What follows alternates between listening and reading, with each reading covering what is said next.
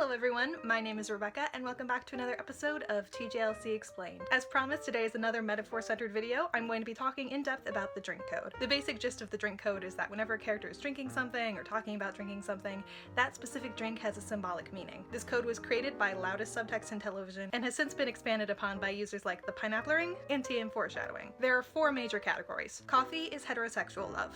Tea is gay love. Milk represents the amount of time until a sexual opportunity is spoiled. And alcohol symbolizes romantic and sexual feelings, although specific types of alcohol carry with them different meanings, as does abstaining from drinking. It would be impossible to cover every use here, so this will be a brief overview of each of the drink types, how their meaning is deciphered, and what I think are some of the most important uses. So let's get to it! In my video on the phone heart metaphor, I mentioned how many of the running symbols have actually been alluded to at least once in the dialogue, which acts as kind of like a decoder ring for figuring out the symbol in the rest of the show. The decoder ring for coffee as straight love is pretty straightforward. Pun intended. I was wondering if you'd like to have coffee. Black, 2 sugars, please. I'll be upstairs. Sherlock avoids her invitation, and when Molly does bring him a cup of coffee, he makes this face. Coffee clearly doesn't appeal to him. The actual first time coffee appears on the show is when Mike and John meet up, and they get coffee from the Criterion bar. What about you? Just staying in town and you get yourself sorted? I can't afford London on an army pension. And you couldn't bear to be anywhere else. That's not the John Watson I know. Yeah, I'm not the John Watson. John is doing his best to readjust to civilian life, but between the war and his relationship with Sholto, he isn't the same person he was when he left, and he can never go back. The hand John is using to hold his coffee starts shaking, a sign John is uncomfortable trying to be what everyone else expects of him.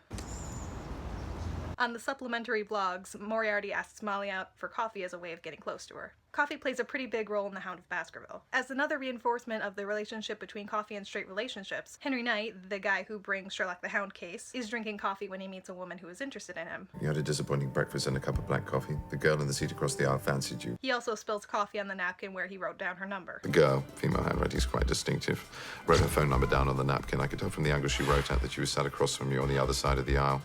Later, after she got off, I imagine you used the napkin to mop up your spilled coffee. Later in the episode, Sherlock tries to dose John's coffee to test his theory about the sugar. Think about that for a second. Coffee is actually poisonous. Well, not actually, because Sherlock is wrong about the sugar, but you know what I'm saying. Coffee is poisonous. John mentions how weird it is for Sherlock to be making coffee. What's this? Coffee, I make coffee. You never make coffee. And John doesn't enjoy the coffee. These records go back nearly 2 months. That's nice. It's good. In The Empty Hearse, the episode opens up with the heterosexual fantasy version of what happened when Sherlock jumped off the roof.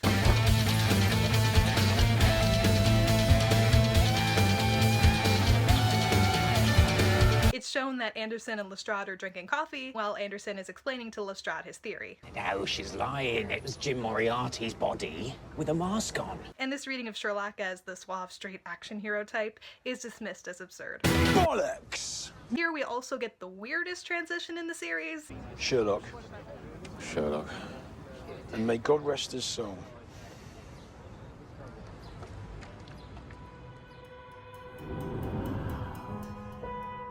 It really is awkward, but symbolically having coffee morph into eyes is a great representation of a heteronormative viewing. Considering this is the first time we see John and Mary together, this choice does make sense. Finally, in His Last Vow, after Janine comes out of Sherlock's bedroom wearing nothing but one of his shirts, one of the first things she does is ask John to make her some coffee. Oh, could you be a love and put some coffee on? Sure, right, yeah. Thanks. Oh, how's Mary? How's married life? She's fine. We're both fine. There's a funny moment where John can't find the coffee anymore and Janine has to point him towards it. Oh, it's over there now. Considering all the gay jealousy going on around here, I couldn't find the coffee either. Coffee hasn't been used too frequently, but that's actually very reassuring for people who read BBC Sherlock as a queer romance. On to the next! This is my favorite of the bunch, and it's the reason why I'm talking about the drink code now. Tea plays a huge role in the blind banger coming up. The moment that explains this one isn't actually found in BBC Sherlock, but rather in another Holmes adaptation that has greatly influenced both Mark and Stephen, The Private Life of Sherlock Holmes. Like I've said before, the film never actually makes Holmes' sexuality explicit, but the closest it gets is in a scene where a Russian ballerina is trying to convince Sherlock to father her child. To get out of it, he tells the truth, that his interests lie in another direction. You mean you and Dr. Watson? He is your glass of tea? if you want to be picturesque about it. As you might have guessed, tea appears much more frequently on the show than coffee. In A Study in Pink, Sherlock is about to leave John in Baker Street to go on the case, and he tells John to make himself comfortable. John, have a cup of tea. Make yourself at home. That is how you make yourself at home on Baker Street. Mrs. Hudson goes to make the tea for him. She is such a supportive mom. I'll make you that cuppa. You rest your leg. John ends up leaving the tea to go on the case, though, showing that the romance is going to take a backseat to the cases for quite a while. Sorry, Mrs. Hudson, I'll skip the tea. Off out. Like I said, tea is hugely important in The Blind Banker. I still haven't gotten too much into mirroring, which is when side characters intentionally parallel a main character to reveal something about them, but Sue Lin is a strong mirror for Sherlock. She's highly dedicated to her work, she feels like allowing herself to be in a relationship would be dangerous, and she's been put in danger by her brother. Sue Lin is also obsessed with teapots, and mentions how they aren't meant to be kept behind glass. 400 years old. They're letting you use it to make yourself a brew. Some things aren't supposed to sit behind glass. They're made to be touched, to be handled. The guy working at the museum asks Sue Lin out for drinks and specifies that he means... Not tea, obviously. In a pub with me. Sue Lin later risks her life to make sure that the teapots are being given the proper care they deserve. She almost breaks one of the pots, but Sherlock catches it. Fancy a biscuit with that? It's centuries old. Don't want to break that. He's the only character to come into contact with these super gay teapots. In The Great Game, John finds a human head in the fridge and is understandably exasperated. A severed head. Just tea for me, thanks. Of course, Sherlock is only drinking tea. At the end of the episode, John won't be around for tea because he's going to see his girlfriend. I won't be in for tea. I'm going to Sarah's. There's a lot of tea in A Scandal in Belgravia as well. Sherlock and John have tea together in Buckingham Palace. Just before that, John arrives to find Sherlock wearing nothing but a sheet. Sherlock starts throwing a fit, and the sheet nearly comes off. This is a matter of national importance. Grow up. While John is staring at Sherlock's naked back, they transition to the next scene with the sound of tea being poured. Irene is introduced while John and Sherlock are drinking tea, hinting at the reason why Sherlock isn't particularly interested in looking at naked women. And we even get a conversation about Sherlock's scant sexual history in this scene. Don't be alarmed. It's to do with sex. Sex doesn't alarm me. How would you know? When they get to Irene's house, Irene, a self-proclaiming lesbian, offers Sherlock tea, but he says he's already had some with John. Please, sit down. Oh, if you'd like some tea, I can call the maid. I had some at the palace. I know. Clearly.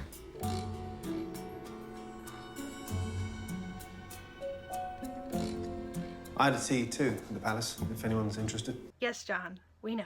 Later in the episode, Irene kisses Sherlock on the cheek, causing John to slam his tea down in frustration.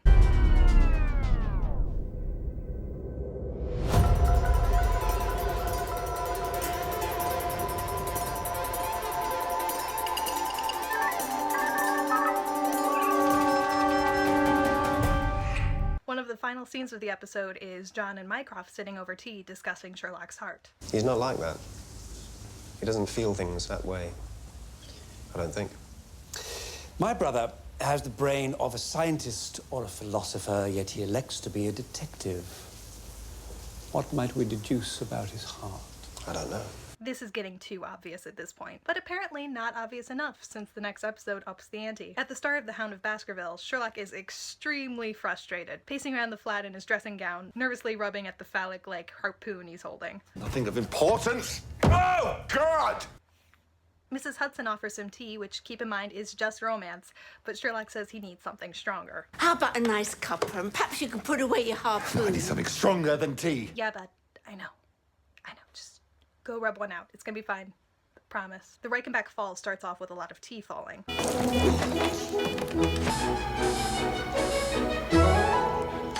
Security's down, sir. It's failing. Kind of like something else will fall at the end of the episode. When Moriarty gets out of jail, Sherlock makes tea for his arrival.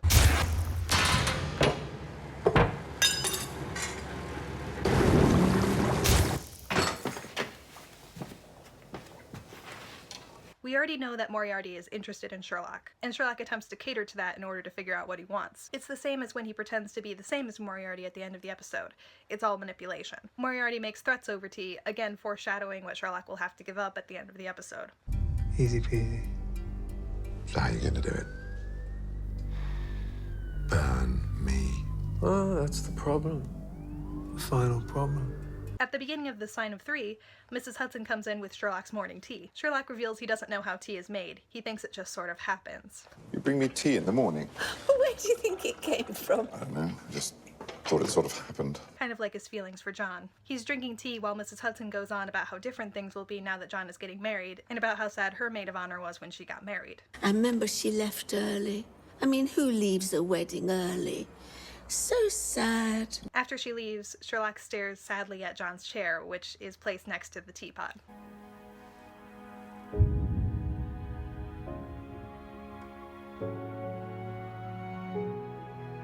In the scene where John asks Sherlock to be his best man, Sherlock is drinking more tea. Just occupying myself. Sometimes it's so hard not smoking. Mind if I interrupt? Be my guest. Tea. John finally reveals a small portion of his feelings for Sherlock. And I want to be up there with the two people that I love and care about most in the world. Yes. So Mary Morstan. Yes. And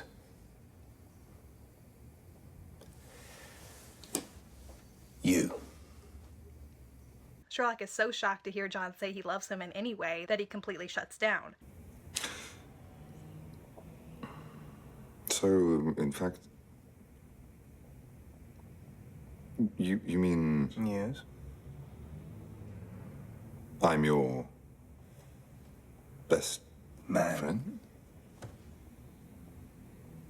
Yeah, of course you are. Of course, you're my best friend. He forgets about the eyeball and takes a sip of the tea anyway.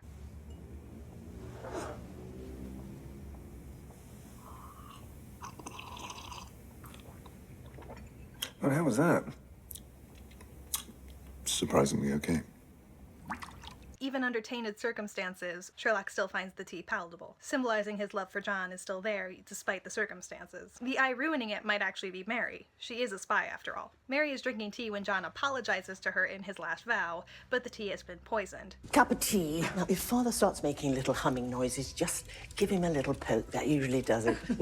Sherlock warns John not to drink it. Don't drink Mary's tea. In The Abominable Bride, there's a scene where John is sitting alone waiting for his breakfast. There is already tea on the table, though. Later in the episode, Mrs. Hudson mentions making tea for everyone who visits Baker Street. I've been rushed off my feet making tea. Why'd you make him tea? I don't know. I just sort of do. Mrs. Hudson was accepting even in the Victorian age, and no one visiting Baker Street can avoid drinking tea. The fact that tea is much more commonly used than coffee is a pretty good sign of the writer's intentions with the show. Milk represents the amount of time left until sexual interest expires. This one is going to be pretty quick. There's no explicit justification for this one, but milk is placed in the periphery of certain scenes. For example, in the beginning scenes in John's flat, we see that he's left the milk out. John's unenthusiastic about joining his old life, which includes his old sex life with women. In The Blind Banker, Sulan's milk is spoiled, representing Sherlock's sour feelings about John's behavior in the episode. In The Great Game, John and Sherlock have run out of milk, and Sherlock offers to get them more. Milk. We need milk. I'll get some. Really? Really?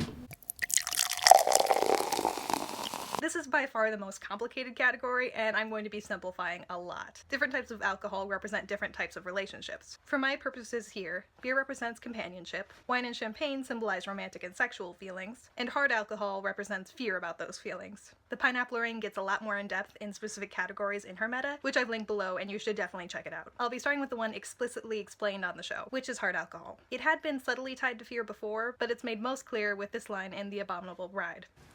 Holmes, you have misdiagnosed. Then correct me, Doctor. He didn't want a drink, he needed one. He's not embarrassed. He's afraid. It's telling who delivers this line, because a few characters do drink, like Mycroft when he's afraid he's broken Sherlock's heart by introducing him to Irene.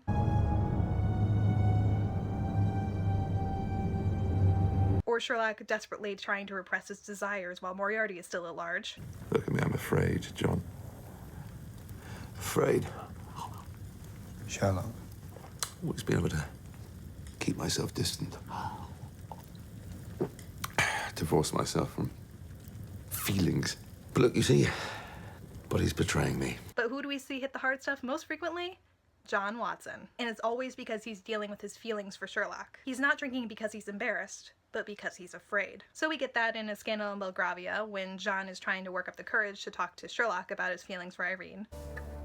So she's alive then? How are we feeling about that? Happy New Year, John. Do you think you'll be seeing her again? We get it again in Many Happy Returns, when John is confronted with memories of Sherlock.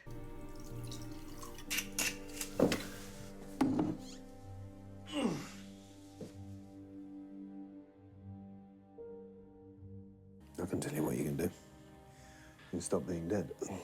Okay. He's still afraid of his feelings. We also get it in The Stag Night, when John sneaks in extra shots when Sherlock isn't looking. Quick, one more. He mustn't see.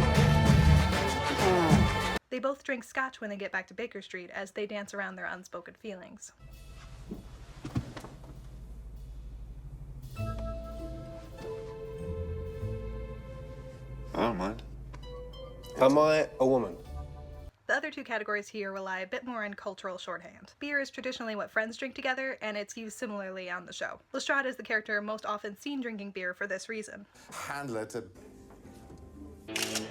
There's an exchange on the blogs where John mentions that he's broken up with Sarah, and Sherlock says there are beers in the fridge to cheer him up. Of course, John and Sherlock do notably drink beer together during the Stag Night, out of...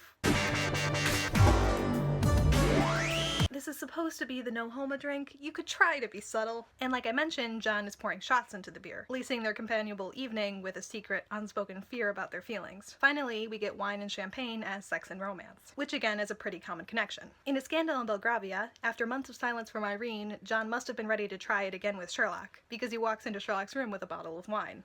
We have a client. What, in your bedroom? Oh. It was just terrible timing. John flirts with Henry Knight's therapist over wine. More wine, Doctor? You're trying to get me drunk, Doctor. Thought never occurred. John is drinking wine again when he proposes to Mary. It is familiar, but with the quality of surprise. Well, surprise me. Certainly endeavouring to, sir. But Mary refuses to drink any. More wine? No, I'm good with water, thanks. Right. Sherlock, though, shows up with a full bottle, desperate to get John's attention and stop his proposal to someone else. I think you find this vintage exceptionally to your liking. There's also qualities of the org with some of the colour of the new. No, sorry, not now. Like a gaze from a crowd of strangers. Suddenly one is aware of staring into the face of an old friend. Now, look, seriously, could you just... Mary drinks wine on her wedding day, but it doesn't live up to her expectations. I chose this wine. It's bloody awful. Since it's her wedding wine, it says a lot about her relationship with John and their sex life. And rounding it off, we have Sherlock's wedding toast. He spent the majority of the episode openly professing his love for John. Towards the end, he holds up the champagne and tells everyone else to do the same, a celebration of romance. But as he does, he realizes he's missed his opportunity with John by not being clear enough about his feelings. When Sherlock realizes his missed opportunity, the champagne slips from his hand and shatters on the floor.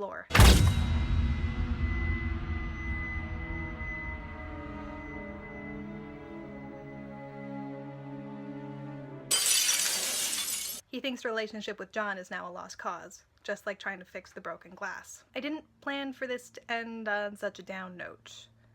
Remember that gay tea stuff earlier? That was fun. Probably should have saved that for last, huh? Thank you so much for watching. I hope you enjoyed the video. Sorry that it was a bit delayed, but the next video on the Blind Baker should be out a little bit early since I want to get it done before my birthday. Thank you as always for Stacey to working on the script with me, and thank you this week to Pinapplering and Weeesi for letting me reference their work on the alcohol subtext, and to Tea and Foreshadowing for letting me work off of her list of scenes where the drink code shows up. It made the process of writing and compiling this a lot easier. There are a lot of scenes and details that I couldn't get into here, and I definitely recommend checking out these posts for more information. Links to all of these metas can be found in the description below, and none of this would have been possible without lattice subtext and television. So as many of you will know, the TJLC community recently lost a really valuable member, and I haven't really talked about it because I haven't known how to talk about it, but I think it's important to address it here. And, you know, so much of the community would not have happened without her, and this definitely wouldn't have been possible without her. You know, I wouldn't have been so sure of my Johnlock reading without her, and a lot of the things I just take for granted now were her creation. And, you know, without people like her going forward and fighting those early fights, I would not be able to do this now and receive, you know, mostly happy, positive responses. You know, doing this might be a lot more of a struggle. And it's really just so sad to me that the work she did, which was really good, valuable work, was met with so much disdain and anger and threats of violence, which just, that blows my mind. So I really hope she finds happiness outside of the toxic environment that the community had become for her. And I wanted to take this time to say thank you, because like I said, none of this would be possible without her. And you know, her work really, really did inspire me. Lots of people, but it had a big impact on me reading that. That's how I was inspired to write my first metas, you know, 2 years ago, and they were terrible, but that's how I started getting better, and that's how I've gotten here. So I wanted to say thank you to Lattice Subtext and Television. You helped me to believe